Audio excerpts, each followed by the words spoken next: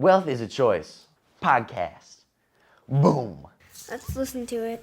Let's listen to it. Thanks for being here. I've been looking forward to this for a long time. All right. Thank you for having me. So the first question, I don't know if it's really a question or a little bit of a statement, but I'm going to throw it at you right away because maybe later on you'll figure out what the secret sauce is. But everybody I meet that knows your name raves about you and your husband. So you're doing something right. I don't know if you know what it is, what makes it so that people on both sides of the aisle smile when they hear your name. I don't know if you know what it is that you did that developed that. Well, I will say this. I think that everybody who comes to the legislature comes from a different perspective. Mm-hmm. I think one of the things that for me has always been my North Star as a person is that I want to help people, want to make sure that people live a healthy and prosperous life here in the state of Michigan. Mm-hmm. And so I try to, just make sure that I'm always leaning into that and making sure that the people are what matters most when I make a decision as a policy decision or even an appropriations decision. I came here to the state of Michigan by way of college from Cincinnati. Okay. Yes, I'm from Ohio. Yeah. But I came here about 26 years ago to go to school at Eastern Michigan University. Okay. And from there, Harvey and I moved to Detroit, where we still live in our first house, where we've raised our 3 children. Did you guys meet at Eastern? Yes. Okay. Second semester, surprisingly. I wow. met my husband. I said in high school I wanted to marry a pastor or a politician. Okay. And I met him my second semester of college, and we've been together ever since. And so when we moved back to Detroit, which he's a native of, one of the biggest things for me was looking at the city and seeing how things were so dilapidated. Trash pickup was not on time. There was always bulk trash every week. There was no consistency and continuity in how services were provided in a city. And so I told him, I'm getting depressed coming to your town. Yeah. How can we make this better? And so we got involved right away with our neighborhood organization, where there were already 100 plus people meeting on a monthly basis. And so that was one of the things that I felt like was really important for me, even though I was a finance major and finance career person, that we gave back to where we were living. And so one of my biggest things was making sure that people in the community, value their community and where they live, no matter what part of the state or how much money they had. So that was something that was really important to me. Okay. And I think that is what I lean into as a legislator, but more importantly, dealing with my colleagues and working with people across the aisle as well. Okay. That you're recognizing they're looking out for their people? Absolutely. Okay. Absolutely. So I think part of that conversation, if you will, I was a part of a program. Well, when Harvey was elected to office, I really didn't have an understanding as a spouse. I was just there to support him in his journey as a legislator. And one of the biggest things that I recognize is that I didn't know a lot about civics or government. Although I had been mentored as a high school student with someone who worked in media, I didn't have a perspective on government. And so as a spouse, I wanted to learn more. Okay. So I participated with 2 different programs. The Center for Progressive Leadership with Dave Woodward, which was a civic engagement program back in 2012, where I was literally just learning how civics works, how people can interface with their government, how to actually move a policy agenda as a citizen. Okay. So that program was really helpful. But what I did gain from that program was friendship, a peer friendship, because there was a game we played called Privilege and Oppression. Okay. And in that program? In that program. And what I learned is that I came in all dressed to the nines, beautiful, and met this other young lady, and we had the least pieces of candy at the end of the game. Okay. And literally, we had similar backgrounds. Her father had been incarcerated like mine. We both came from single family homes where, there was a struggle all the time. And we didn't have all of the, bells and whistles that our parents could provide. But she was more shocked about my journey because she looked at me and I was all put together, so to speak. But she didn't realize that I came from a family and parents who had both been incarcerated at one point in my life. Okay. So for her, that was a aha moment. But she's the reason I ran for office. Her name is Leslie Love Smith Thomas. She's a school board member in Southfield today. Oh, wow. And we're still good friends and still political peer coaches to each other. Okay. But I say all that to say that those are the reasons that, working across the aisle, working with your colleagues is really important, because you never know what people bring to this business by way of their backgrounds or even their lived experience. And that lived experience for them is just as important as their role as a legislator, to bring things back to their community, to understand things that are impacting their districts. And so that's where the relationship building piece comes from.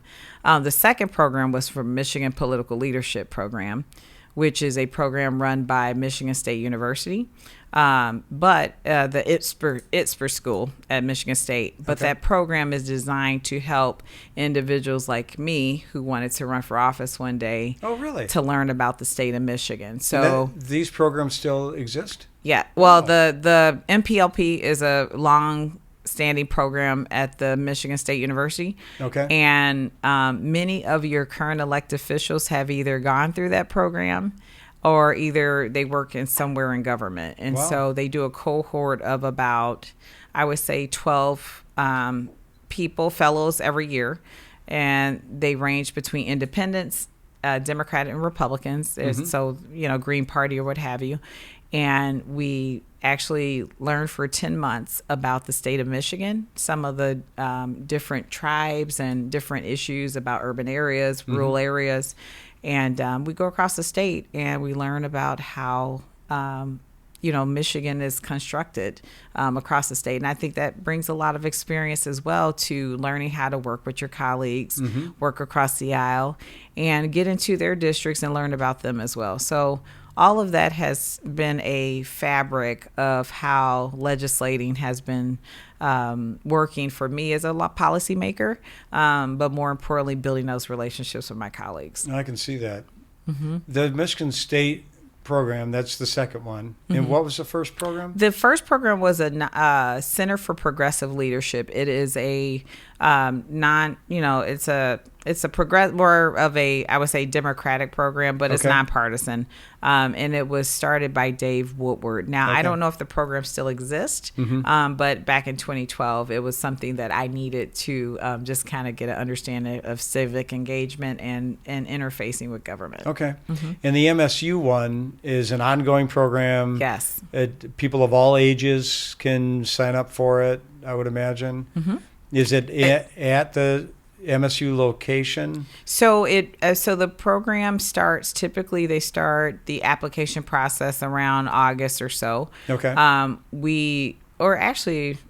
think it starts a little bit earlier than that. You can actually apply now. Okay. But by September, November, they will make decisions. We typically have a couple of meetings across the state. Okay. And alumni like myself will come and talk about the program and, answer any questions. And then they make decisions on who the 12 people will be for the next limited to that group. Yes, absolutely. Size. Okay. But I will tell you, it is a great program because I will tell you, after I finished the program and my group of fellows, a lot of us are in government now.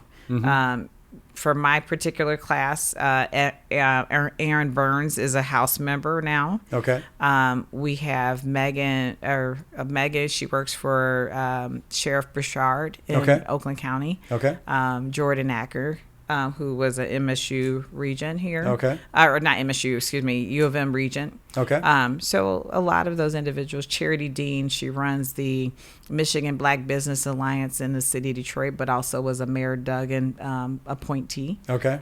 So when you think of, those are just people from my specific really class of fellows. And so I think it's an important program, and definitely a lot of individuals go through that program. Okay.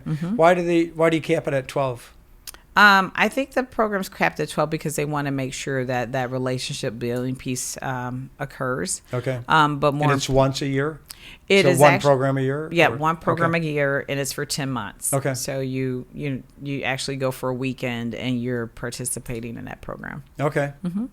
That's really neat. I had no idea that existed. Yes. Are there other schools that do something similar?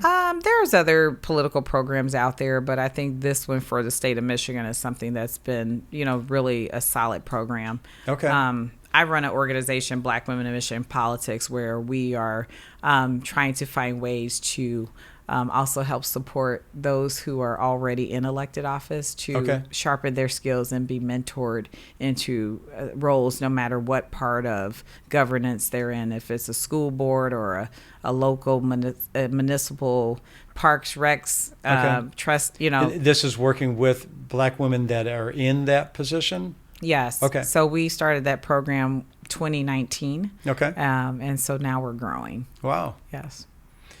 That's neat. I didn't know that these different groups in schools have classes like this, but it makes a whole lot of sense. And I think it's really cool that it doesn't matter. I mean, it'd probably be neat if there's a Republican one and a Democratic one. I could understand that too. But I think it's really cool that it's one that invites anybody. Yep. And just is learning about, in this case, Michigan in general and what people's needs are in the different areas and how the government works. That's really cool. How often is it people that would be involved in a program that end up not being in a political position? Do you see that sometimes too, or they aspire to get involved in politics as a career? Typically, I think for Michigan Political Leadership Program, they definitely are aspiring to run for office one Okay.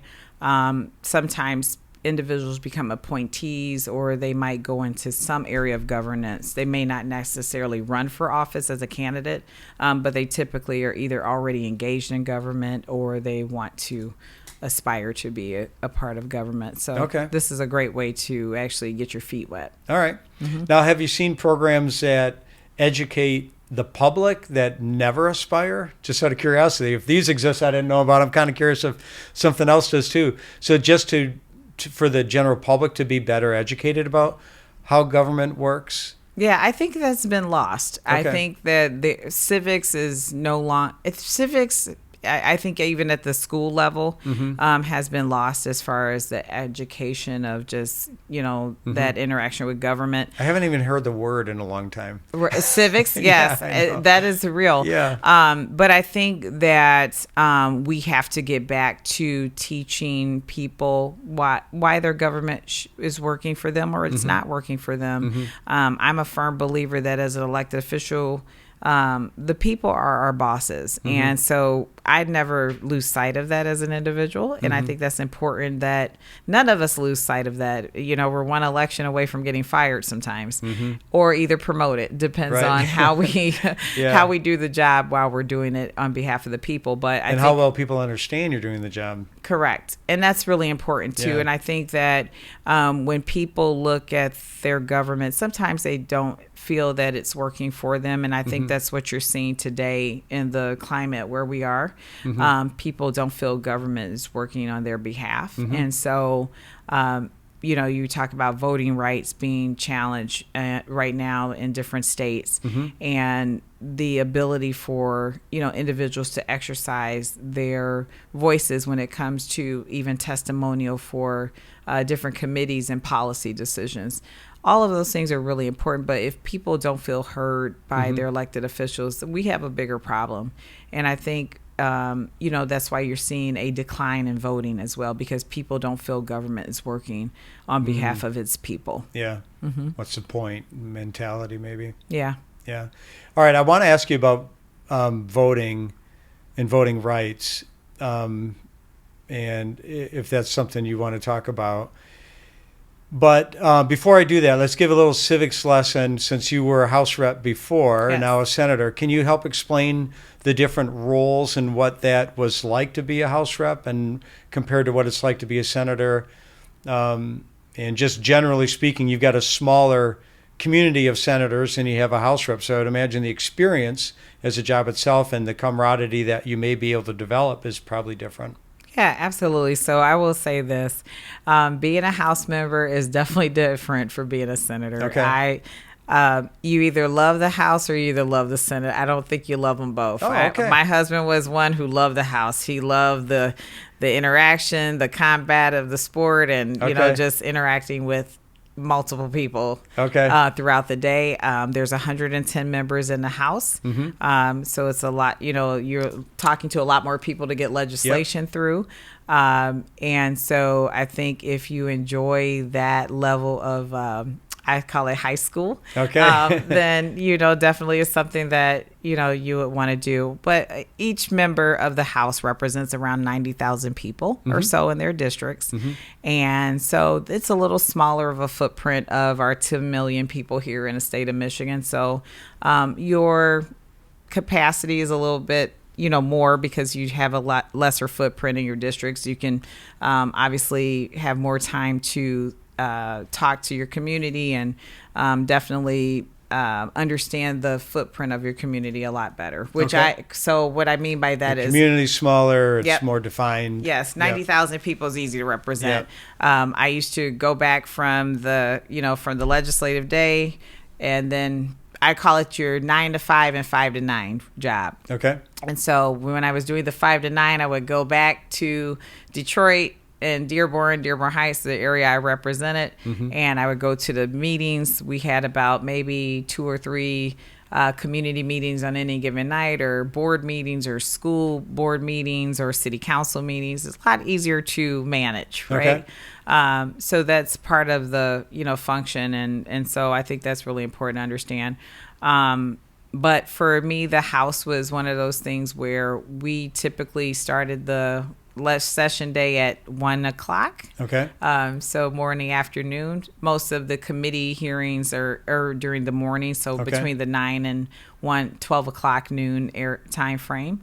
Whereas from the and so you're working with a lot more people in the House to get your legislation through. Okay. Obviously, you want the majority vote, so 56 votes in the House to get legislation through, and obviously through committee, majority of your members voting, which is no different in the Senate. It's just lesser people. Yep. I think as House members, you have less committees.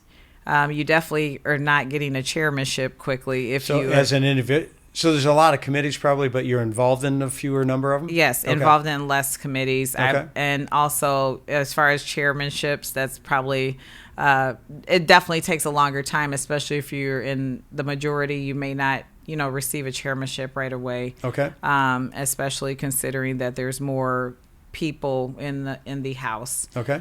So that's something that, as a member, you may not see that for a couple terms, depending on if your party is still in a majority. Okay.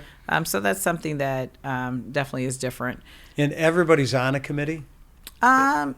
Typically so. Okay. You may not. So it's not a mandatory thing? No, it's not mandatory. Your Okay. mandatory job is to push a button. You have a vote on the floor. Okay. As a member of the legislature. I mean, obviously, there's times where people get stripped of their privileges as a member, and so they may only have a vote on the floor or a desk on the floor. They might not even have an office. It just depends.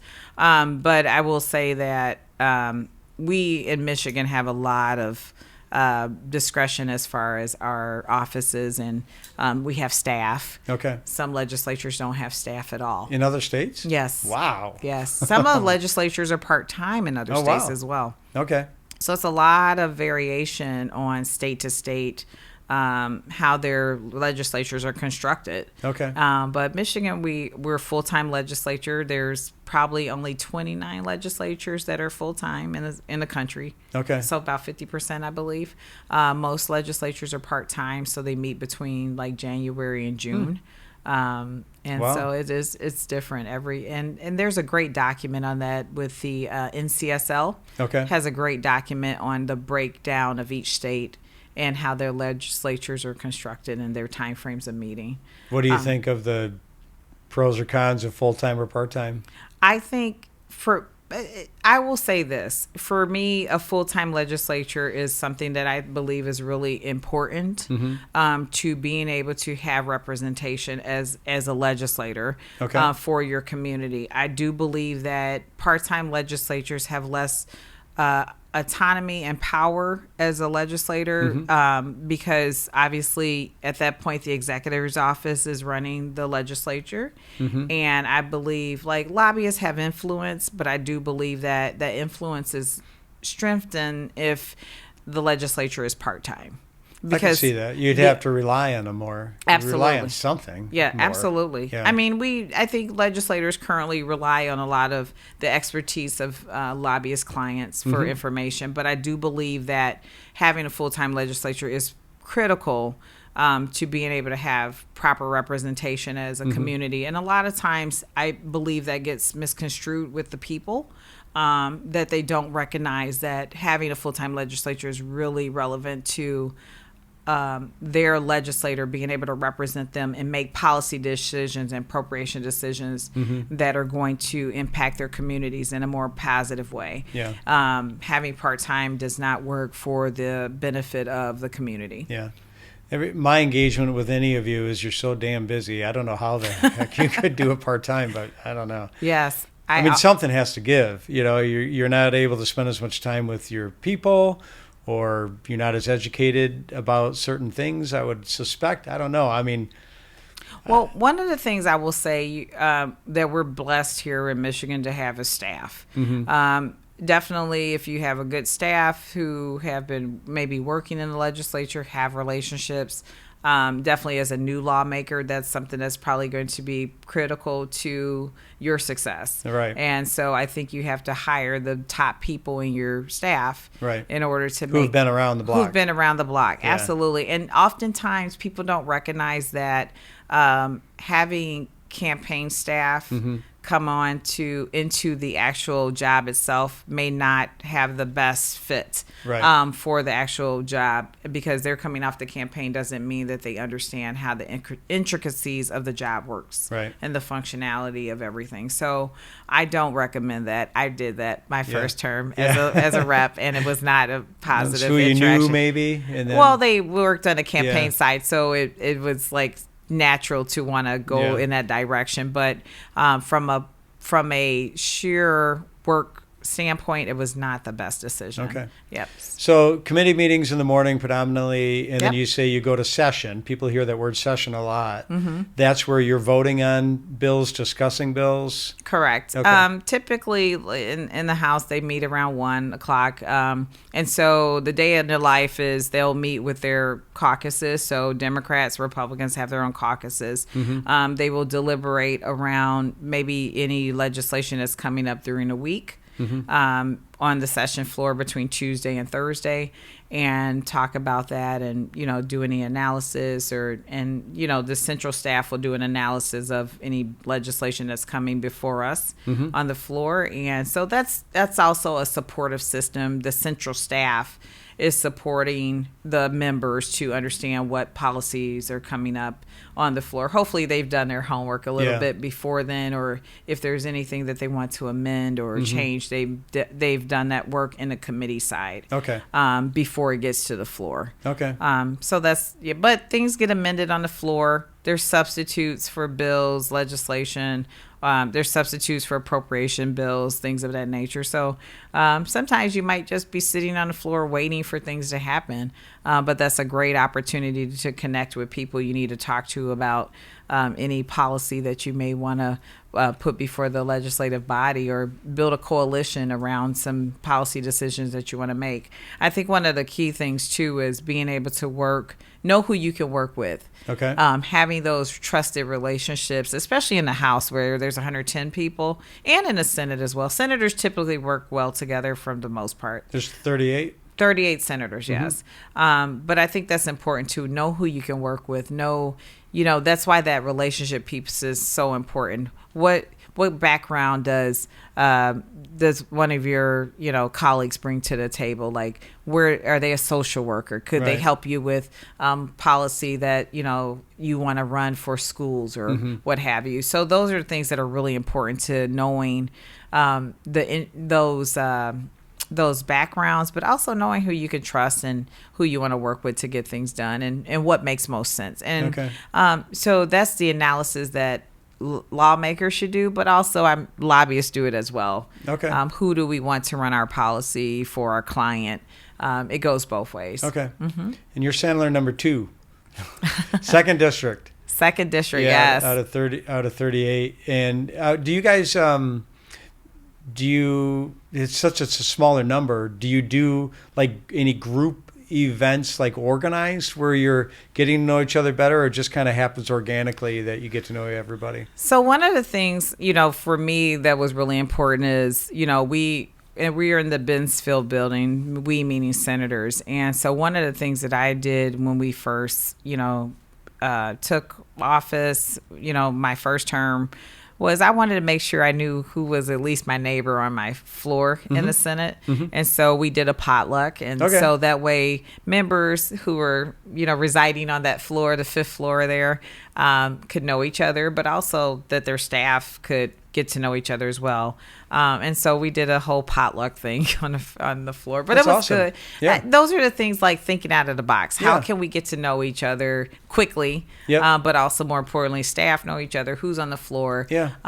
Can we work with these individuals? That was really important for me. So that was That's one of a the things huge thing to do. Yeah. When we Something moved so into- simple. Yeah, it's awesome though. When we moved into our neighborhood, back in 2015 now, but there's 33 homes on the street, and we had 2 little kids, and my wife Chris, she was. I mean, this was all her. We would go out and we would go knock on our neighbors' doors. There's only 33 of them. It's not that many. Introduce ourselves. She would bake something or make something to give to them. And we did get to know. I mean, we got to know everybody. And it really created a nice community where otherwise it's just so easy for people to stay in their home or wave to you on the street, but not really have a connection. Yeah. And now there's a lot of mini dinners that take place all throughout our street, people getting together. And I really credit my wife to a lot of that effort. But that's all it takes sometimes. Absolutely. It's no different in the legislature or any other field you're in. Definitely getting to know, the individuals around you is really key to building those relationships. And so that was one of the things that we did, on our floor. I don't know what other floors did, but definitely I felt that it was a way to kind of bring people together and, just start a conversation, like break the ice, so to speak.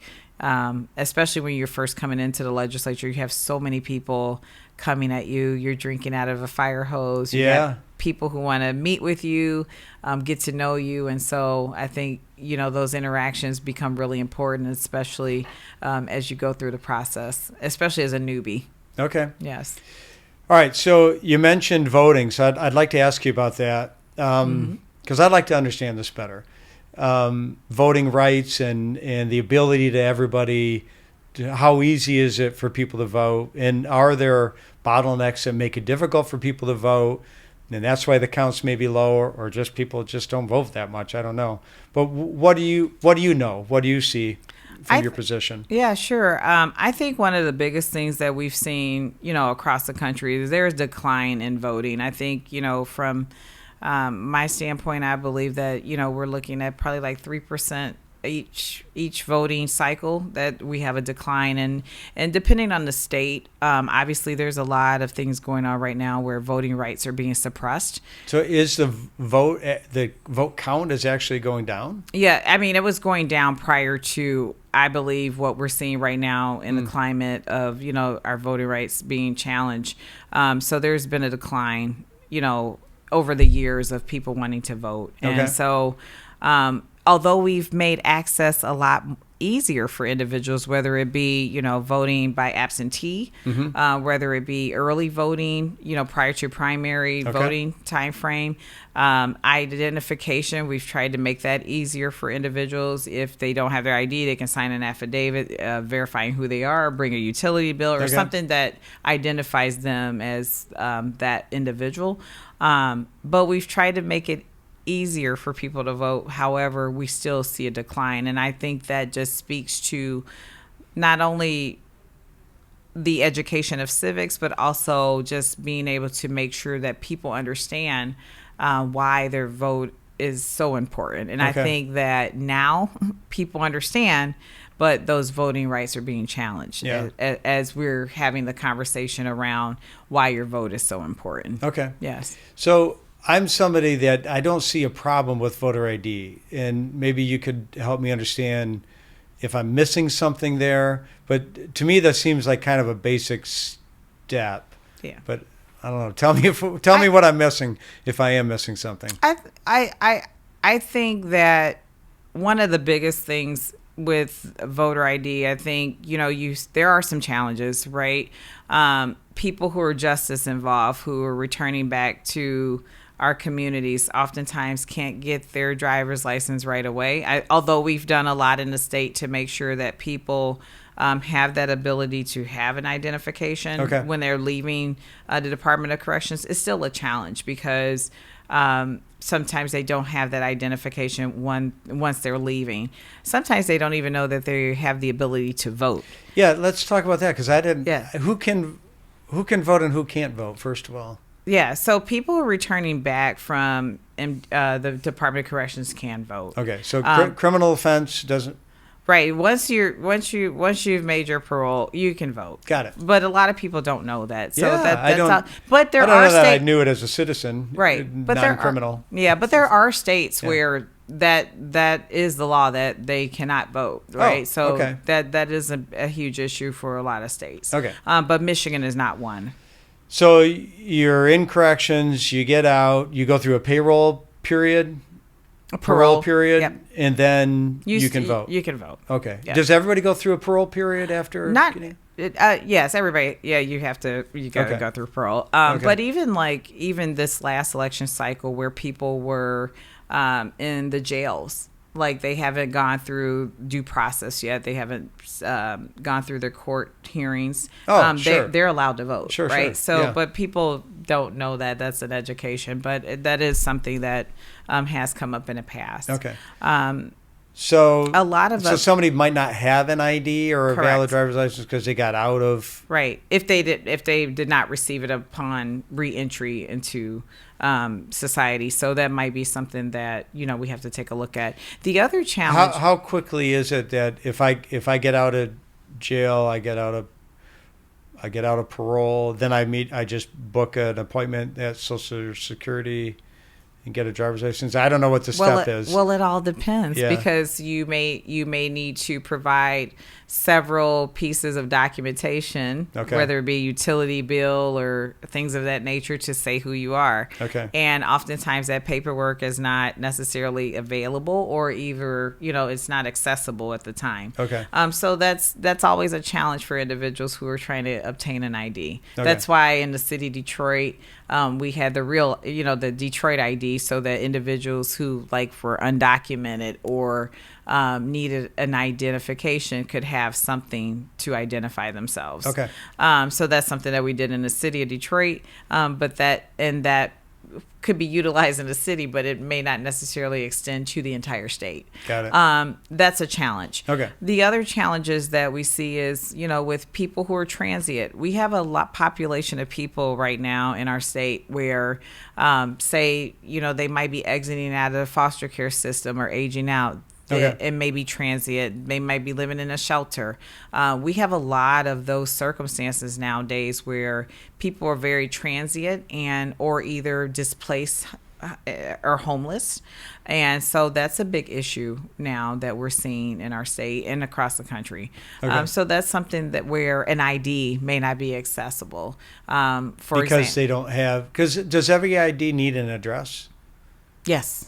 And so you've got to be living, if you don't have your own place, you've got to be living somewhere with somebody.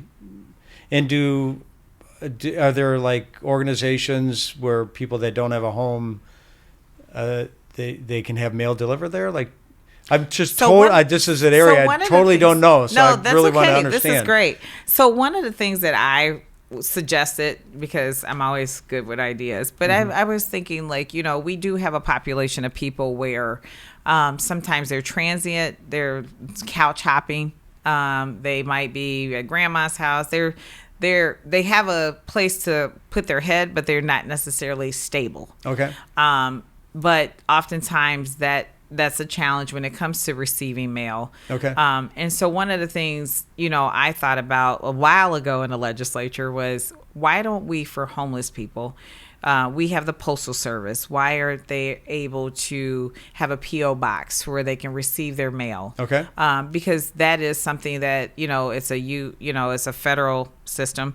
And if we have a P.O. box, at least where they can receive their mail, even if they're homeless, that's something stable, and Right. it's something has some continuity to it, and that they can actually obtain their documentation. Sometimes they may go to the Health and Human Services offices, Department of Health and Human Services offices in the local area, and that might be helpful for them receiving mail as well. But those are all things where the instability lies within our system, right? And so when you think about just identification, that's also a challenge, because you have to have some type of form of documentation that says who you are, says where you live, and if you don't have a place you're living, or you don't have a utility bill, Right. or your social security card, those are all challenges to getting an ID. Yeah. So that in itself would have a ripple wave impact on you being able to vote, right? Because Okay. you have to have that information available. Yeah. Wow. Yeah. Okay. So here's my little naive head about the whole needing an ID. Is I haven't seen that as complicated, because I feel like if I live in Michigan, we all pick a state, we pay taxes in some state, or I feel like I'm part of Michigan, so I live in Michigan, and I never thought about a physical address, because I've always lived somewhere with a buddy, Yeah. or in college at the dorm, or with my parents, or wherever, or my own place.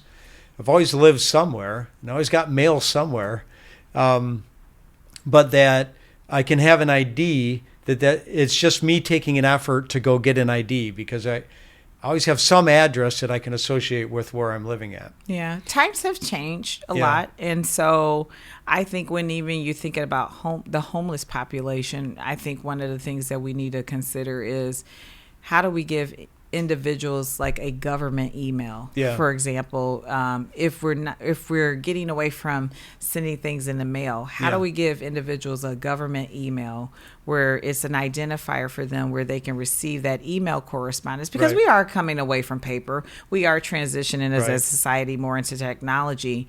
And oftentimes people do still have a cell phone, or they can access a library where they can actually look up information. Like we did we looked at how can people during the criminal justice conversations, if they have a warrant out or a bench warrant, and they want to look it up without going to maybe your local, jail or whatever, to find out if they have, or there's a warrant.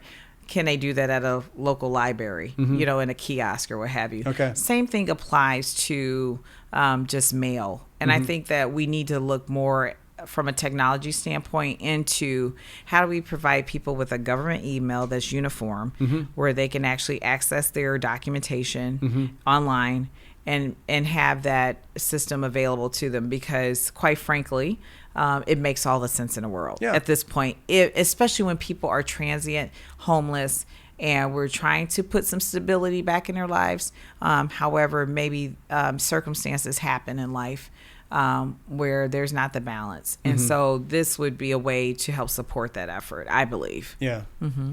And by transient, what do you mean? So just, they might be living on grandma's couch, or they may not have a permanent residence, or the rent's too high and they get evicted. Those are all real conversations for a lot of people in our community. 60% of the United States is in poverty. Yeah. Yeah. And so it's a real conversation of like, how do we help to support those individuals Right. who find themselves in circumstances sometimes where they're 1 and 2 decisions away from a crisis happening. Those are the individuals who we really need to like hone into and really try to support having some stability. And I think this is a way to do that. Yeah. So the other thing I've thought about the ID, when it's discussed, or I hear people talk about it, is that it makes sense to me that you'd show some type of ID to vote. Like I've never seen an issue with that, and where when I've heard it's difficult for somebody to get an ID, they might not have an ID. I've always thought, well, they've got a lot of things they need help with, and like being able to vote or not vote to me sounds like the least of their problems. If they really can't get an ID, like we need to be helping them with all kinds of stuff. Yes. You know what I mean? Mm-hmm. And in the process, then that'll be figured out, and then they can easily vote anytime they want to as well. I don't know. I've seen it as like voting's the least of their concerns. If they really can't get an ID, there's a lot they need help with that we need to be working on versus solving for, never having an ID to vote. Like, okay, I think we should be focusing on what these people's needs are if they really can't get an ID. Well, the reality is, you're bringing up a good point that we do need to focus on, some of those Maslow hierarchy of needs, things that need to actually be fixed. But oftentimes, as we're seeing currently in our current political climate, is that not everybody at the table wants to help support those efforts, right? Mm-hmm. To make sure that we can lift all individuals up and, provide them with bootstraps that they can actually put, boots that they can put on to help themselves with upper mobility. So them voting is that much more important. And so I think in this day and age with technology, mm-hmm. where we go to the airport and we screen our faces through mm-hmm. Clear, mm-hmm. that also could be a biometrics identifier of an individual who mm-hmm. wants to vote. Right. Like we although as you've seen with the MSU trustee race, there's been some challenges with even internally for voting when it comes to technology. But I think there's other ways that we can make the system better. Yeah. And I think that, to your point, yes, voting is not their priority when they're putting out dumpster fires every day just trying to survive. Yeah. You're right. But I do believe that we have to get to a place where people can feel that sense of, just stability. I was just saying the other day, my grandparents, who, grew up probably not making a lot of money. My mm-hmm. grandfather was a janitor at Ford, mm-hmm. raised 10 kids in a townhouse. Did not make a lot of money, but, had entrepreneurial businesses or what have you, just to make ends meet. But I'm looking at their circumstances as a family of 10. Yeah. And my grandmother cooked dinners on Fridays, fish fries or what have you, to sell dinners to the community to make money. Mm-hmm. They were better off than we are today. Honestly, and they made less money and they had a simpler life. But mm-hmm. the reality is that they were, in my opinion, their circumstances were a lot better than what we see today with individuals who can't even afford to pay rent or even afford to buy a property or a house. Mm-hmm. That's the reality of where we are today when it comes to our communities. Mm-hmm. And so gas is too high. Mm-hmm. Costs are going up.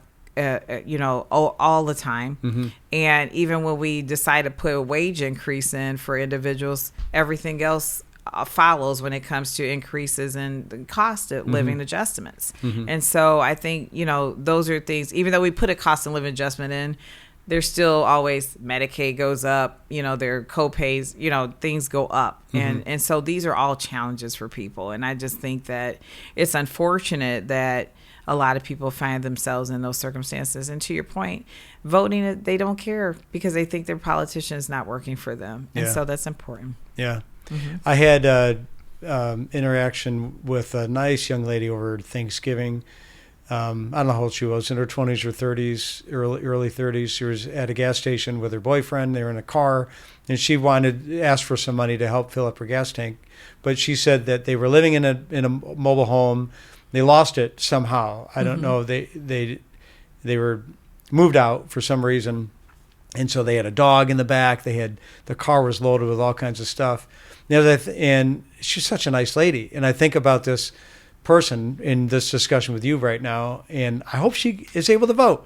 Like, she didn't have a home at the moment. It's her car, but they must have had a driver's license, I suppose. Maybe mm-hmm. not. I don't know. They had a home. That's that transient piece maybe that I don't always recognize. and certainly didn't think about somebody not having a landing spot.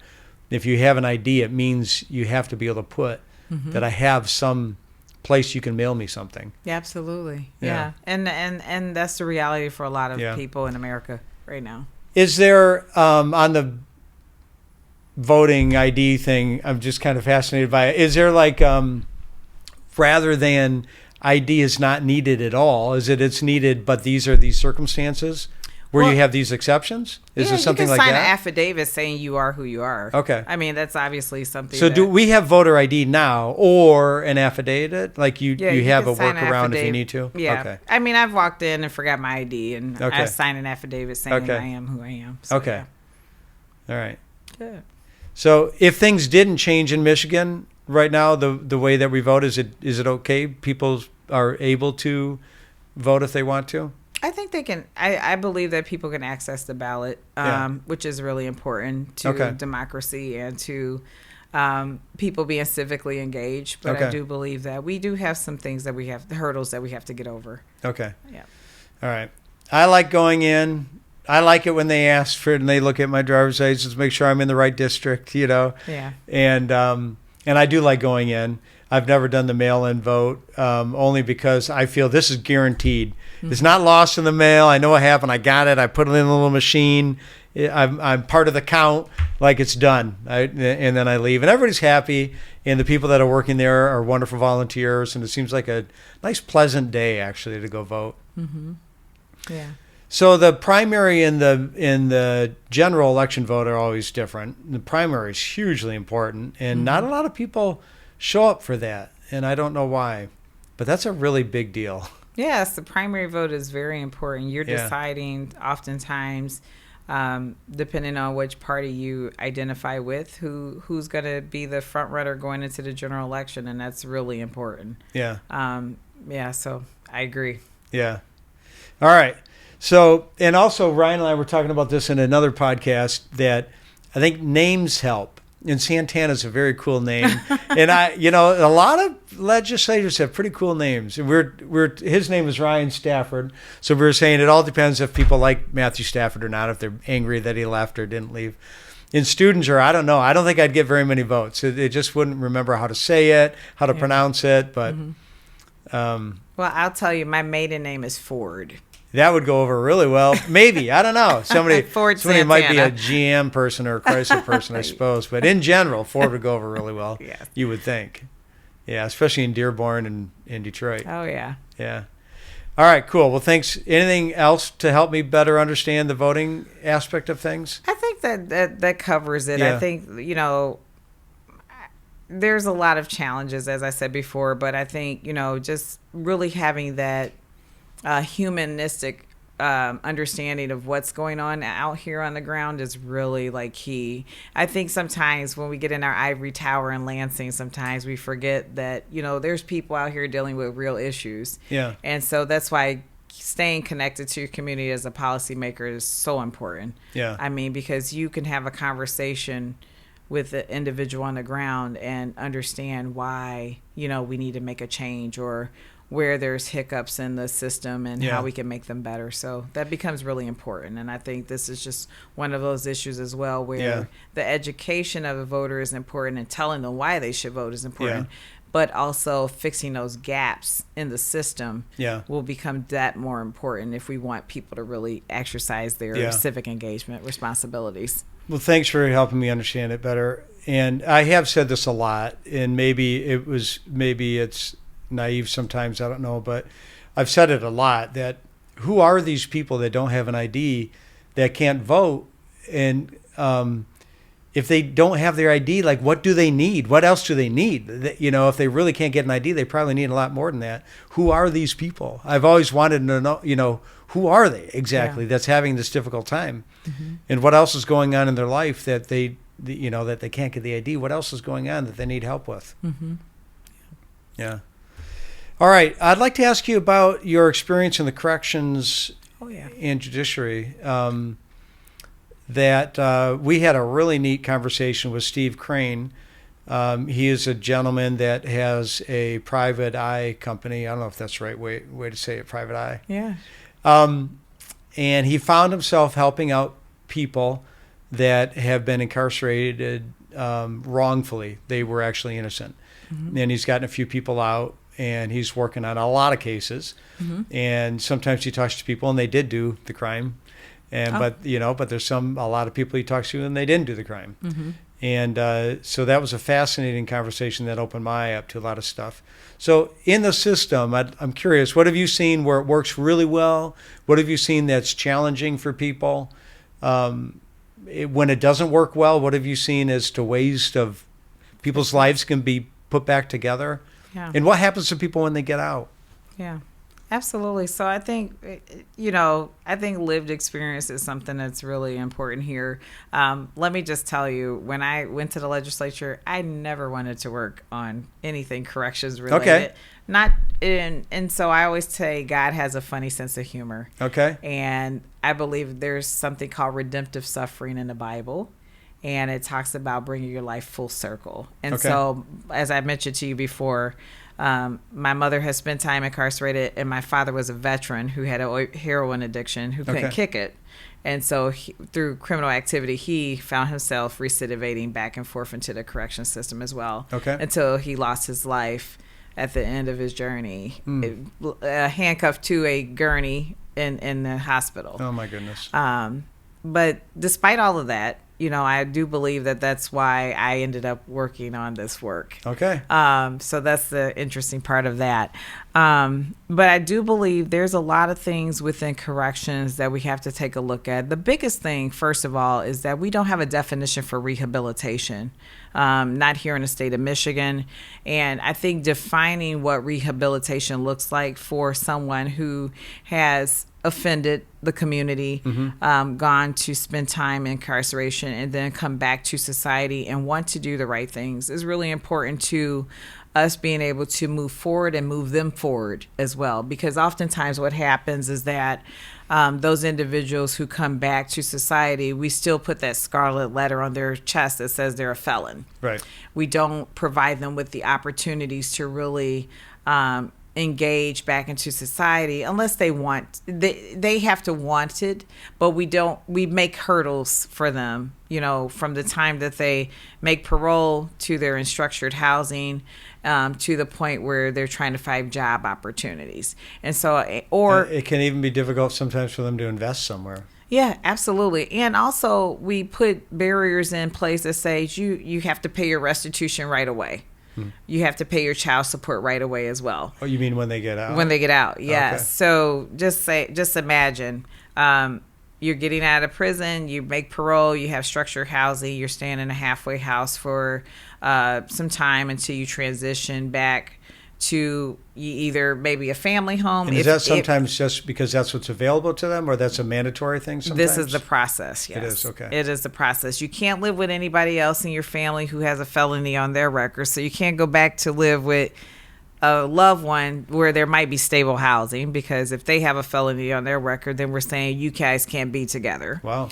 Yes. And so that's like making a determination that somebody isn't good in a way. Yes, absolutely. Or that you can't be in the same environment with those individuals because you might get back into the same cycles. But that might not necessarily be true. But it also provides a level of barriers for an individual who's trying to come out, do the right thing, get back into a societal norm, or better their lives or change their lives. Right. And so that becomes a challenge. Or finding a job, for example. That's also, although we've done a lot of work within corrections to make sure that people can find opportunities outside of corrections. So we've worked with some of our partners here, some of the labor organizations, to provide programs like electrical programs with IBW, with Parnell Prison. We've done a lot at Ionia to provide some of the carpenter programs, also a tree trimming program with DTE, which is in my district, where individuals coming out of corrections can learn how to do tree trimming and make $56 an hour. Yeah. What about while they're at corrections? Are Yes. they getting some of the skills? Absolutely. Okay. Absolutely. So some of these skills start within the corrections facility, but then they transition, they get jobs when they come out. We've worked with organizations like Chance for Life to help support individuals. Goodwill helps to provide people with trade skills and jobs. And also we have another program, Nation Outside, that we've supported in state government to make sure that people have a peer support when they're in corrections, but then when they transition out, they have someone to help them to navigate being a part of society again as well. Okay. So those are Are all these like Goodwill, for example? Does that they get a paid job at Goodwill, or Yes. they are volunteer? Okay. No, they get a paid. I believe they get a paid job at Goodwill, or it's, at least they're getting those trade skills, and Okay. they provide some supplemental supports. Okay. We 'Cause also people need money. Yes, absolutely. Yeah. And we work with, and also within corrections, we've worked with Calvin College for quite some time and Eastern Michigan University College Okay. to provide those who are incarcerated with college educations. Okay. So you have individuals During incarceration? During incarceration. Okay. So you have individuals coming out who get their education and they're able to use that to better their lives as well. So these are all programs that we've provided within corrections to help provide skills. They make gentures at the women's prison, and also provide like hair classes and cosmetology classes Okay. for those individuals who want to come out and go into cosmetology. Okay. We still have challenges. There's often times where people who have been incarcerated who get those skills within the system don't have those same opportunities with those same job opportunities outside of prison as well. So I don't want to shame anybody, but I will just say that if I'm able to do these skills while I'm incarcerated, I want to apply when I get out because I'm Sure. already doing the skills. Right. But oftentimes those are not transferable because of the employer may not want to take the risk. Yep. But I believe through MDOC, we've tried to make sure as legislators that we provide opportunities, and I know we will bond those companies who are hiring those returning citizens as well.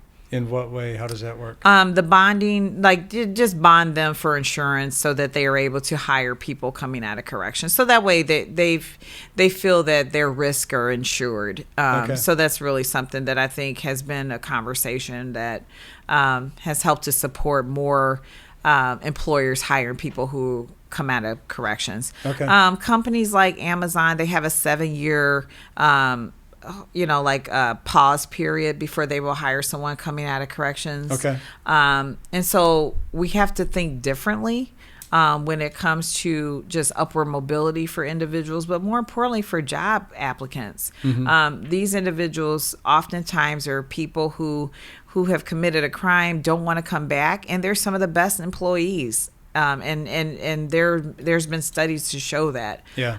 They show to work on time. They do the job, do it well, and they want to live their lives in Yeah. a proper. They want to get back into society and do the right thing. Yeah. Is there a different mindsets where some people think you did something wrong, go get punished, have a horrible time, come out, or everybody agrees? If you're incarcerated, it is punishment. I mean, you know what I mean? It's not easy. And Right. then we really want these people to be able to come out and have a good life. Yeah. So I will say this. I think America is probably one of the most punitive countries when it comes to people who have been incarcerated. I mean, you go to other countries like Switzerland and Germany, and they are teaching people rehabilitation. They're teaching them skill sets. We are too. But the culture here is very interesting when it comes to locking up people. If you think back to the England administration, they got rid of a lot of mental health facilities. And so a lot of those individuals ended up incarcerated instead. Right. And so now we're trying to right that wrong with how we're putting more behavioral health facilities and also making sure that we have places to put people who may not necessarily need to be a part of the correction system, but need behavioral health supports. So we're trying to right those wrongs. But I will say this, when I talked about rehabilitation, I think that's one of the things that, from what I've seen over the course of 10 years of working with the corrections department, is that there are obviously things that are going to happen within a prison that shouldn't happen in prison, but it's the culture of the prison, right? But what we try to do, I think, as lawmakers is make sure that we're holding the department accountable, and making sure that people, those individuals who are there to be rehabilitated get the rehabilitation that they need. Okay. I think the other part of that is that as far as corrections officers, we do have a lot of times where there's a lot of turnover within the department as well. Okay. And that doesn't necessarily make for a good environment for consistency. Okay. When you have so much turnover. So I think those are things that don't support consistency or rehabilitation also. Okay. When it comes to individuals coming in. And quite frankly, we've tried to do a lot in Michigan to reduce the amount of people within the corrections facilities, because when you look at the national numbers, we are like right under the federal level when it comes to prison population. And so we've tried to do things like make sure that those who are the most costly prisoners, that maybe they have a lot of health and issues, that we put something, medically frail, that we reduce the amount of medically frail individuals in a prison. And we've only probably allowed for maybe 5 people at most to actually come out on medically frail supports and go into like nursing facilities. But that's a small number. Yeah. Wrongfully incarcerated individuals, obviously, we've done a lot of work in that area. But there's still other people, juvenile lifers without parole. Those are individuals where their cases have to be revisited. And so we have challenges with the House that don't want to go in that direction, but it's the right thing to do. You have individuals who are youth who committed a crime, who their cases haven't been revisited, and so they should be revisited. And those are individuals who also should obviously have a chance of rehabilitation and be able to get back into society, depending on what the crime is. I'm not going to say everybody should be out, but I think obviously if we're being honest about like how we are trying to change the narrative, I think this is really important. Yeah, I agree. Why is it so difficult to revisit a case? Do you know? I think it's capacity. I think when you look up at the prosecutors, I know my prosecutor, Kim Worthy here in Wayne County, it's an absorbent amount of cases for just her office alone. And, you only have so many prosecutors to go over these cases. And the time frame is for actually revisiting these cases is very limited. So I think that requires more revenue for her to be able to hire more prosecutors to revisit these cases. But it's something that they have to do. But I think that's also something that is the challenge currently, that they have to revisit multiple cases, and they may not necessarily have the full capacity to do so. Okay. How paper intensive is this entire thing? Yeah, it's very, obviously you're going back and revisiting cases, trying to litigate them. And that can be a challenge for a lot of our offices. In addition to, we have a backlog from COVID, from judges, having to try cases. So we're dealing with that bottleneck. And but then also we're trying to relitigate these cases that are multiples of hundreds of cases or so. So it's got to be a challenge to a system. And so definitely I don't admire our judges, but I know that they have the fortitude to get it done. It's just a matter of how that process looks moving forward. Is there a system that exists in today's technology that we know everybody that's incarcerated, what they're in there for, a little bit about how they're living their life now, even are people tracked in terms of graded, if you will, or that would be something ideal. People that are living in a great community within the prison and others that are not, but is there something that's keeping track of the population that we have an understanding for whose parole's coming up and it's a no-brainer they should get out, or which cases were maybe a little bit egregious back in the day on the crime and the age of the person, and a higher priority to get out, or does that still really paper intensive, difficult to sort through? Well, I would say there's definitely a robust system of tracking as far as our population of prisoners here in Michigan and across the country. Okay. I do believe that through policy initiatives we've tried. If you look at the Prison Policy Initiative website, you can kind of get a litmus for where we are as a state when it comes to our prison population, and just some of the data there. We've tried, I know at least through my office, through truth, there's been several ballot initiatives around truth and sentencing. Okay. Michigan is a truth and sentencing state. That means that you're going to serve the majority of that time that, whatever you're sentenced for. So it means that if they're saying you're going 15 to 25, you're probably going to get at least 15. Yeah, exactly. Okay. The majority of it, and then also, whatever time you serve prior to actually being tried. Okay. Or getting your sentence. But those are all things that are really have over the years we've tried to reduce.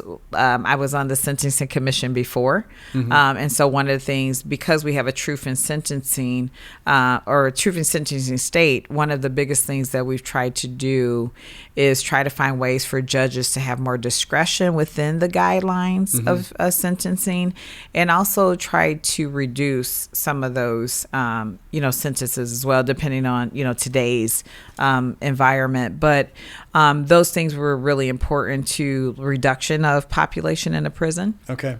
I do believe, like, through the Truth in Sentencing ballot initiative that happened maybe back in 2018 or so, I received probably about 900 letters to my office around the ballot initiative and trying to change that for our state, maybe giving judges more discretion, and also making sure that our population was reduced here in Michigan. So the ballot initiative never went anywhere. There were other priorities like reproductive health at the time. Okay. So this did not make it to the actual ballot initiative, but I do believe that it would have been one of those things that passed unanimously as a state. Okay. At the time, if it was, put to the ballot. And so we've tried to work on other areas, whether it be, we had the pre-Aaron law, where people who were tried for felony murders, second-degree felony murder, were not a part of the statute changed. And we have a population of people who are still in prison that are like probably in their 70s or 80s right now, but because they were in the car with the gun that shot the person, Right. They also received life or Right. received a extensive sentence. Those individuals are, individuals who we want to help because they're at that older age, and so they never had the opportunity to be retried. When we changed the law. Yeah. So And those what's are the Aaron law? The pre-Aaron law is so before, I want to say 1980 or so. Don't quote me on the year. But at the time, if you were in a vehicle, or not even so much a vehicle, but if you were a part of a murder, maybe you were just there, you weren't holding a gun, you didn't shoot the person, Right. you were also sentenced at the same level as the individual who maybe shot or murdered the person. Right. And we changed the law on that. And so, but what occurred is those individuals were never retried in the state of And Michigan. when did that law change? Let's see. Right. Sometime in your last 10 years? Prior to that, I Oh, want to okay. say, don't. If you give me the name, I'll It's the pre-Aaron law, ARON? Alabama. Okay. Yes, Alabama versus Aaron. It's second degree felony murder. That sounds right. The 80s. Okay. Yep, that's Okay. it. I'll send this to you Oh, too. okay. Gotcha. So Yeah. that went through in the 80s. Correct. And Okay. so those individuals who were a part of that. This is going back. So in the 90s, the 2000s, everything's different, and yet people are still held Or to still this. held, yeah. They Wow. so they So were I was not curious about that considered- in general. Like if you change A law? The law, even like the sentencing guidelines and things, that's all moving forward. Correct. It's never retro. Correct. Yeah. Yeah. So if you were so, for example, I had this conversation the other day. We changed the marijuana laws in our state, and I had a bill for those individuals who were incarcerated because of distribution or whatever. Sure. Should be they retried or either their case should be revisited. Right. I actually had someone say to me not too long ago, "Can I get my restitution payment back because you guys made it legal?" Yeah. And I thought, I don't know if that's going to happen. I Yeah. think the taxpayers, we've already spent that money. Yeah. But the reality is like that, this is one of those bills where those individuals are in their 70s and 80s. I think there's like 114 individuals who fall within this category in corrections. Yep. And keep in mind, their medical expenses are the most expensive at this point. Yep. So, they're in their 80s, their 70s. I think we should probably kind of reconsider looking back at that statute and changing it. And that's what the bill would do. Okay. Mm-hmm. Is the prisons, are they all private run, or are they some of them state run, or how does that work? State of Michigan, all of our prisons are publicly ran. We did have one private prison, I want to say, but I don't think that one is operative. It's not operating currently. We do have a lot of closed prisons as well and juvenile facilities in the state of Michigan. So, but most of our prisons all of our prisons are ran by Michigan Department of Corrections. Okay. Mm-hmm. I've heard of a phrase before. I don't know if it has any validity or not, so I'll say it so you can tell me if it does. But it sounds like it probably doesn't. It was, I think, speaking more about privately run prison, is that they view it like a hospital. They're trying to fill not a hospital, like a hotel. They're trying to fill the beds. But you keep mentioning reducing the number of people in the prison. So it doesn't sound like that's an effort by anybody in Michigan to fill the rooms in a prison. Well, I think there's from our standpoint, it's a $2 billion budget, and we've reduced that in this last budget process. But I do believe that when we are spending that type of investment in locking people up, we should be spending it on education so they don't end up in corrections. That's the reality of it. If we're investing on the front end, hopefully we never have to see them in a corrections facility. And I think that's one of the key things that I've always led with as a senator and as a rep, is that education should be the priority. Right. And so a lot of times people who find themselves within the Department of Corrections, remember we talked about all those Maslow hierarchies of needs. These are people who are transient. There's more muff than money oftentimes. They're trying to figure out all these bills on their kitchen table. There's no food in the refrigerator. I love how my husband explains this because it's very true. You're in a house with 3 generations of women. You're a young man, and your sister has a child, a teenager. Your grandmother's not too older than her. Yeah. And you're trying to make ends meet. There's bills on the table. They're just piling up, and you're looking at the refrigerator and just looking back at you with nothing in it. Yep. That's the reality for a lot of our folks, around the state and around the country, and that's the challenge that people have, and that stability is not there. And so what do young people, that's how we get young men who are involved with gangs and stuff, because at least they feel that they're filling that void. They're able to go to that gang and be able to get their needs met, right? That's how that proverbial cycle of ending up in incarceration happens.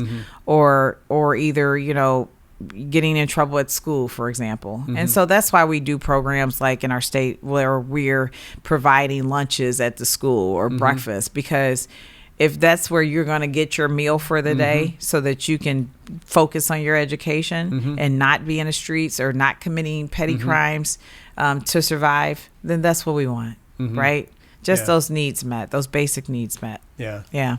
Almost seems like there should be a school lunch, but then maybe after school, a nice hearty snack as well. Oh, absolutely. I do believe that, people who grow up in poverty, they, their parents, try, sometimes if there's extra food at the school, they send them home with it. I mean, that is just a reality for a lot of people.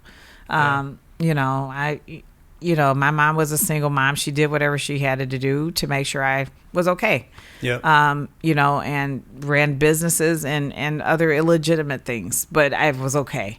Yeah. You know what I mean? But I don't, I'm not saying that that's the right direction, but I am saying that sometimes people have pride and they don't want to ask for government assistance, right? Yeah. And that's a reality too. So to your point, people make choices and they might not know about the programs that exist in their communities to help support them. Mm-hmm. And so it's incumbent upon us as lawmakers to make sure that those resources are talked about, that they're accessible, that people can have access to those things so that crimes don't get committed. Because it all has a ripple wave impact on a community. Public safety should be important, but more importantly, making sure that people can meet their bottom needs: food, shelter, a roof over their head, have a job that they can have some dignity to provide for their family's food on the table. Those are all things that hopefully your government is doing for you. And then they will go vote. Right, yeah. Yes. So on that note about the front end, working on the front end, I hear people talk about how, because there's a governor race going on, and so you're starting to hear people address the affordable housing needs at different places in the state. But I always think about that as a back end issue, in my opinion, as well. Yes, they need affordable housing in that community, but why do they need it so desperately? Because they don't have the jobs that they need to have a good paying income. Yeah. And we have senior citizens being displaced too. Yeah. Can you imagine that your whole life have worked your blue collar job and your husband ends up in a nursing home, and yet when he ends up in a nursing home, all of your resources that have gone towards your household having to be utilized to pay down, the benefits that you need to have him in a nursing home. Right. So now you're in a circumstance where you're on a fixed income.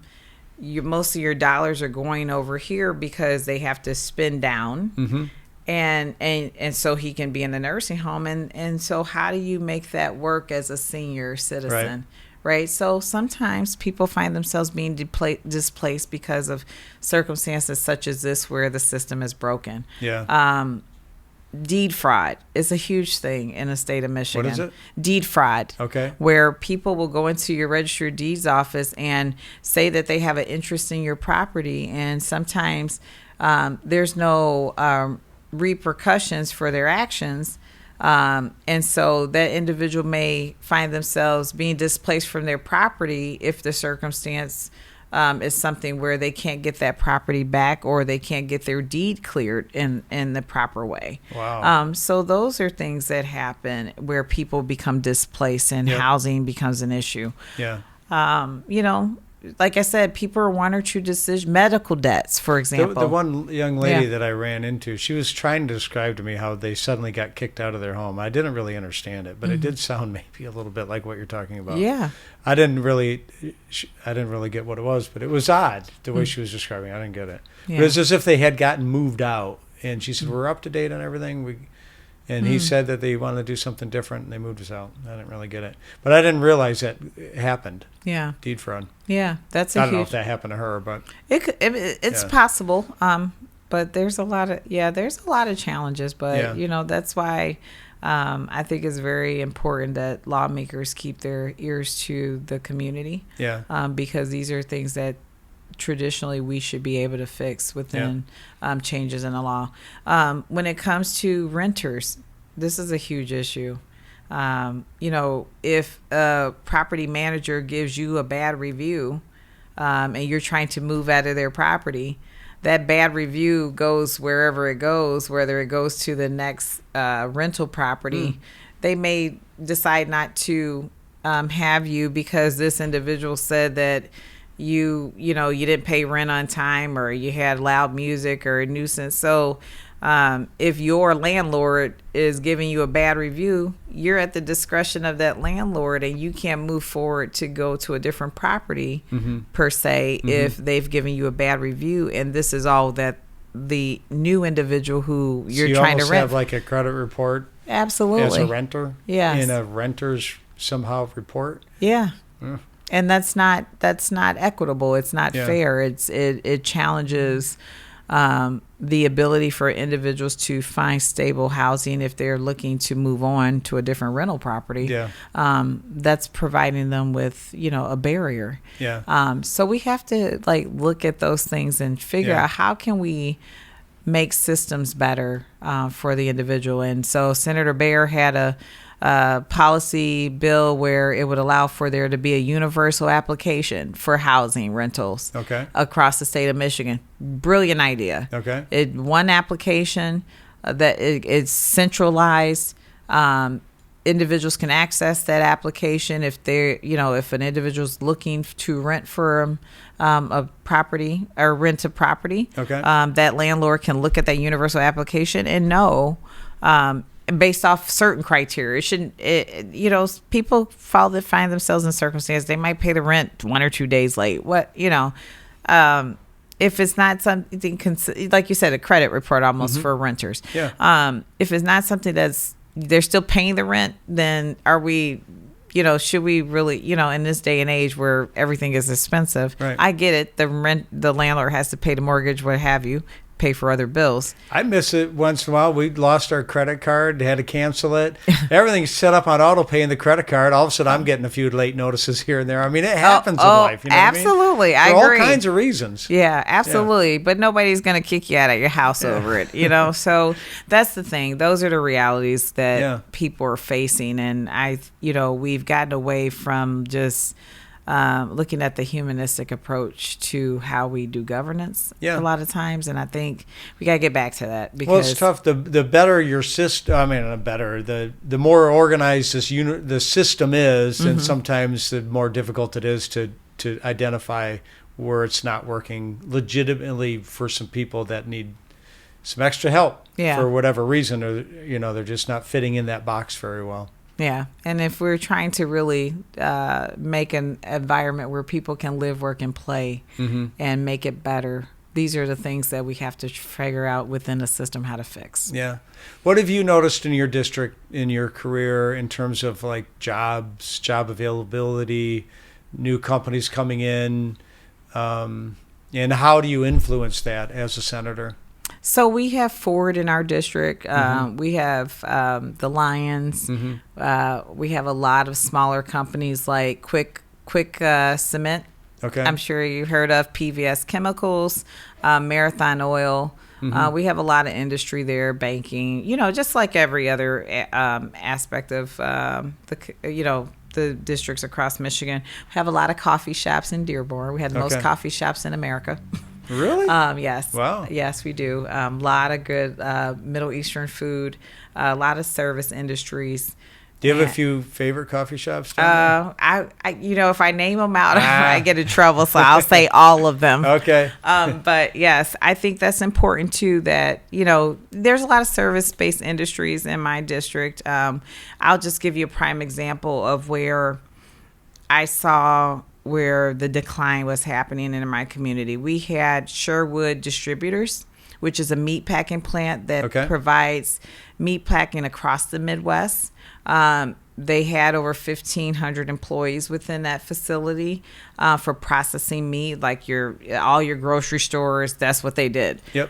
They closed maybe about a year ago, around this time, March or so.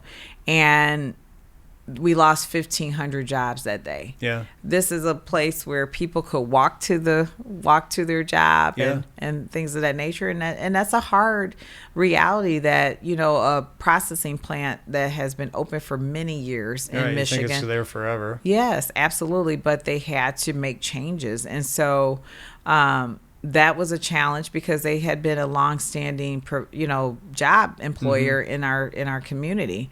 We have CF Burger Creamery. They provide milk dairy. It's a dairy processing plant right in my district. We have a lack of dairy processing plants in Michigan. We need more.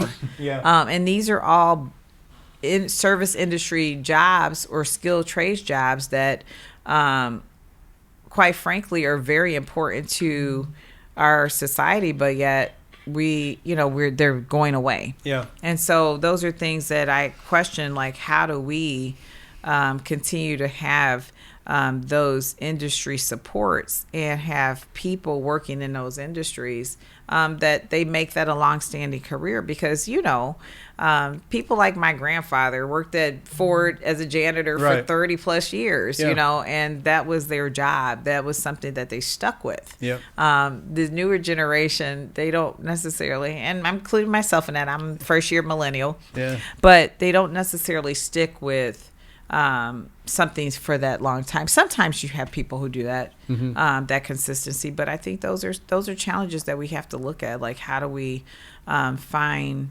opportunities for people to build a career out of these jobs? Because the instability is real, and as technology changes our environment, we have to reimagine how we think about our workforce and how we reimagine how we think about jobs in general. But those skilled trades jobs and these types of jobs where processing and things of those, those are coming back in a lot of respects. Good. My master's degree now, what am I going to use it for? You know what I mean? Like, literally, people with master's degrees right now are probably kicking themselves because it's become something that is not as sought after, obviously, right now where we are today when it comes to just the job market. So, are you seeing some increases in jobs in your area yet? I will say this: I see more traffic from 9 to 5 9 a.m. rush traffic. Okay.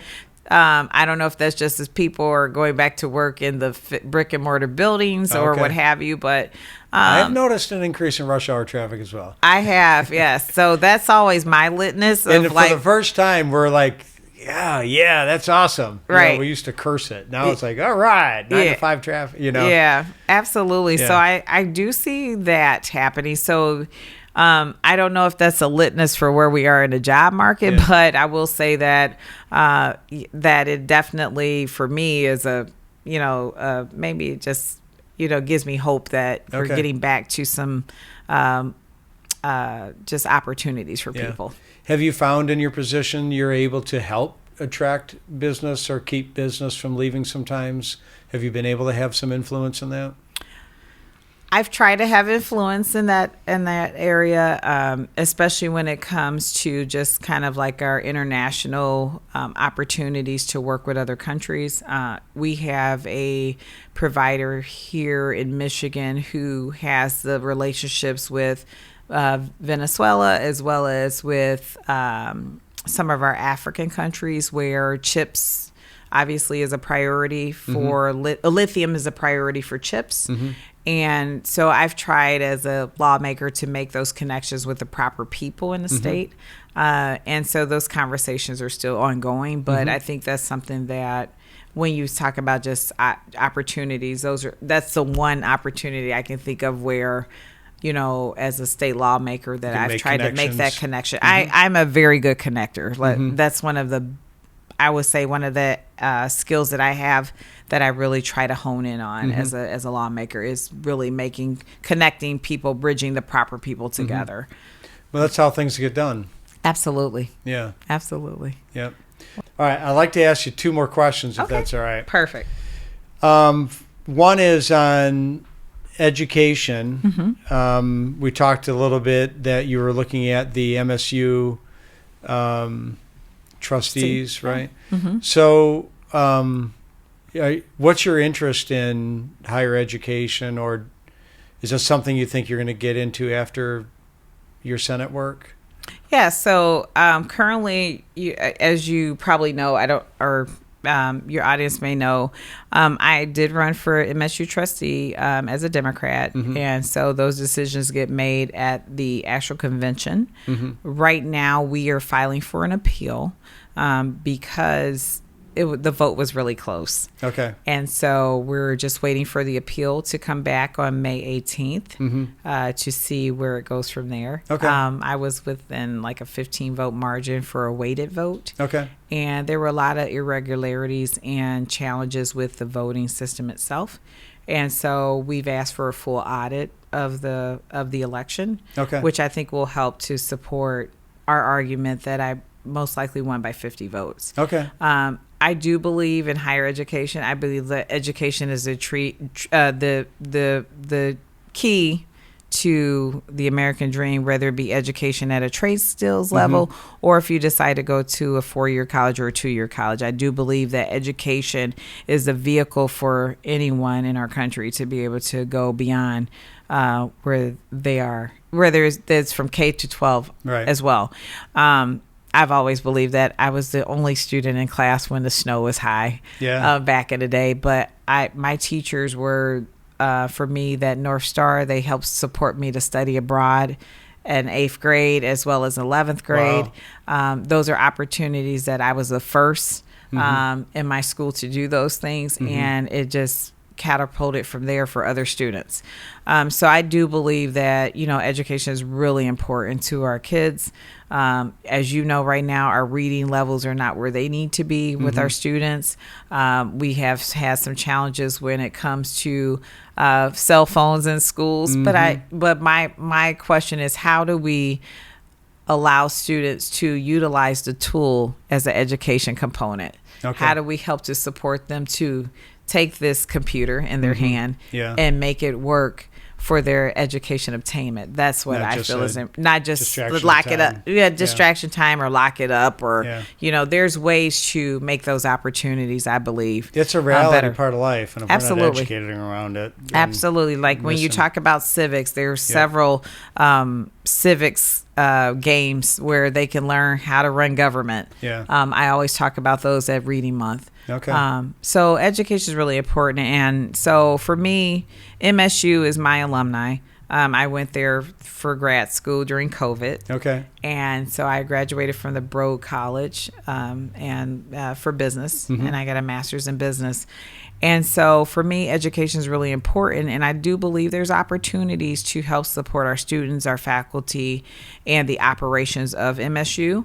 And so, yes, honing into the skills from the legislature, I do believe will help to support MSU. Not to say that they're doing things wrong, but we want to make sure that when, as a state, when we're looking at leadership and how we interface with our students and also with faculty and the people on campus, which is like a little city, that they feel heard, but more importantly, that we can execute on some of the vision that they have for the university as well. If they're not having a good experience on campus as the people who are there, then what are we doing to make Michigan State University attractive to maybe outside students or out-of-state students, as well as in-state students? We have 15 universities in the state of Michigan, and it's important, and some of the best universities, quite frankly. And I believe that it's important that we continue to make sure that they're attractive to students to come here to study. But also we want to keep some of that talent here in Michigan. I know, that's a big part That's of it. the biggest part of it. We can't legislate the weather. I've tried. I've said, can I just write that we have sunny days every day of the week? No, it's not happening. But I do believe that we have some of the state-of-the-art universities here. Research University, MSU is. And it's important to listen to those on campus to make sure that we're doing everything possible and imaginable to make the operations of that university go well. And I believe that I bring those skills to the table. A lot of students are going to stick around where they went to school. And so if we're bringing people in from other states or an attractive place for in-state students to go to. It's important. Yeah, and I think that's important. And I've had the opportunity to listen to some of the faculty, talk to students on campus, and talk to our labor organizations, which MSU has several. To make sure that, as a board member, that I'm always leading with how can we make things better. That's my love language. How can we make them better? Okay. that's where I lead from. Yeah, I'll go to a baseball game, basketball game, all that stuff. Yeah, sure, no problem.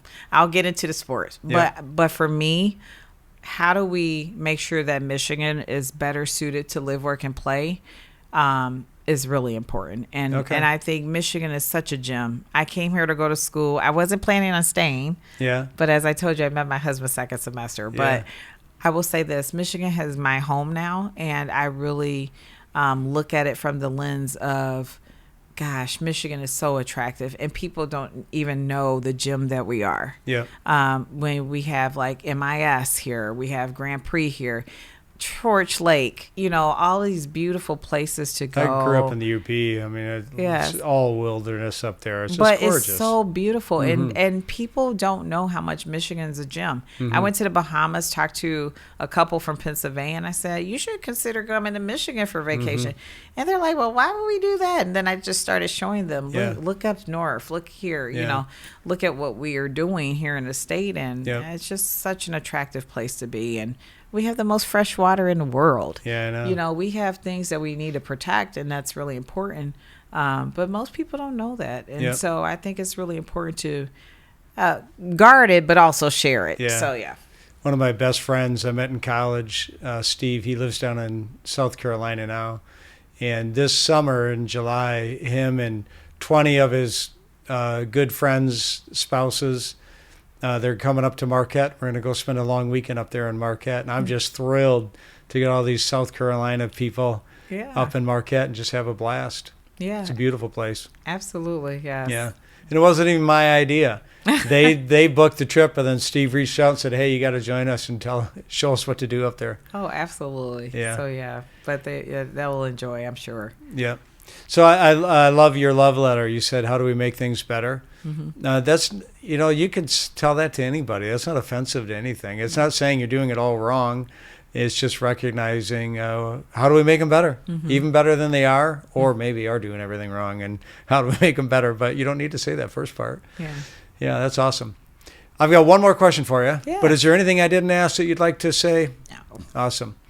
All right. The name of this podcast is Wealth is a choice. Boom. And sometimes it means money. The name wealth we often imply with money, but it doesn't have to mean money.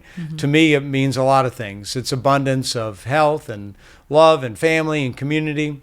Whatever it means to you at this given point in time, and you can answer it any way you want to. Do you think that wealth is a choice? I do. I believe that life is a choice as well. Okay. I believe that you have to choose every day to wake up and take that first breath and put your feet on the ground and be grounded and understand that, you're choosing what you do today and that there's freedom in that. And so I believe that we all have choices, but we also, with those choices, have to decide, which direction we're going to go. And that's the beauty of life. And no matter what the challenges might be, it's important that we as an individual make sure that we're choosing to be kind, that we're choosing to love our neighbors as ourselves, that we're choosing to not look at the outer person, but also look at the inward person to see, who they are as an individual and what they bring to the table and what they don't bring to the table that we can add value to. I think those are all wealth things. And I believe that we are all connected as a society, even when there is hate in the world, because we're scared that somebody might have more than we do. We have to learn as a people that we are all intertwined. And no matter what the crisis might be, just like 9/11, we all rose together to make sure that we were together as a nation. And it can't just be in crisis mode that we realize those things. We have to realize them each and every day. And that's what's important. And my thought is that wealth is about being able to see beyond race and differences and barriers, but see individuals for who they are.